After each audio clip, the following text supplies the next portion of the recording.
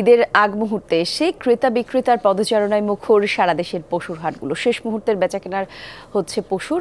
আর এই বেচাকেনার খবর আমরা একটু জেনে নেব সহকর্মীদের কাছ থেকে। শুরুতেই যাচ্ছি রাজধানীর গাবতলী পশুর হাটে, সেখান থেকে যোগ দিচ্ছেন সহকর্মী আরিফুর রহমান সবুজ।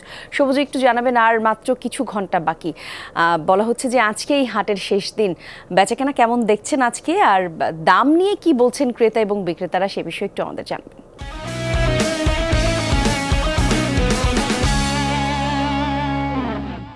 কলি, যেহেতু সকাল একেবারে শুরু হয়েছে মাত্র, সে কারণে এখনও যারা ক্রেতা তারা আসতে শুরু করেছেন।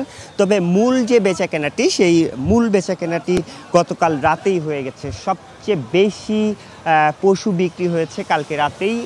মূলত রাত ভরেই প্রত্যেকটি রাজধানীর যে 20টি হাট রয়েছে, 20টি হাটেই রাত ভরেই আসলে কেনা বেচা হয়েছে। এবং এখানে সকালবেলা আসার পর আমরা যেটি দেখেছি যে টুকটাক যারা একটু, যেহেতু সকালের দিকে মাত্র হাট শুরু হয়েছে, এখনও সবাই মনে করছেন যে হয়তো কিছুটা কম দামে পাওয়া যাবে, কিছুটা ঝক্কি ঝামেলা ছাড়াই কিনে নিয়ে চলে যেতে পারবেন। সেই কারণে যারা আসছেন তারা দরদাম করছেন, বেচা বিক্রিও হয়তো শুরু হয়েছে। কিন্তু যেহেতু কালকেই অনেকেই কিনে ফেলেছেন, এখনও ওই রকম যে ভিড় দেখা যাচ্ছে সেটি নয়, এখনও হাট ফাঁকাই রয়েছে।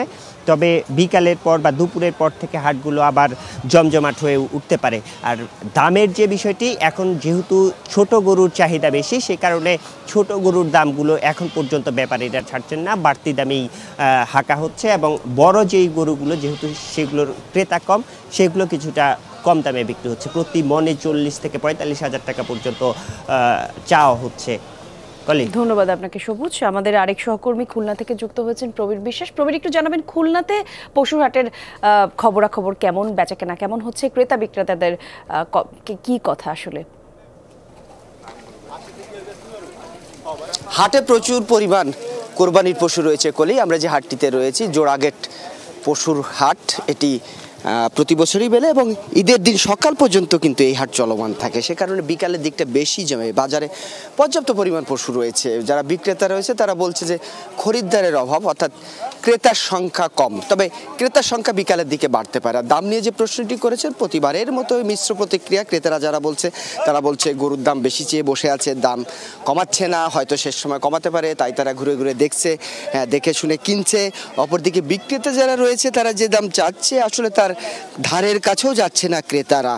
অর্থাৎ তিনি বলছেন যে যে পরিমাণ একটা পশুর পিছনে খরচ হয় 2 বছর 3 বছর ধরে, সেই পরিমাণ দাম তারা বলছে না। এবং এই কোরবানির পশুর হাটে এই পর্যন্ত 2525টি গরু বিক্রি হয়েছে, 826টি ছাগল বিক্রি হয়েছে এবং 5% হাসিল উঠেছে 1,44,00,000 টাকা। তবে বিকাল নাগাদ হাট জমবে বলে সকলেই মনে করে। কলি, বাহ, চমৎকার। ধন্যবাদ আপনাকে আমাদের সঙ্গে যুক্ত হওয়ার জন্য প্রবীর।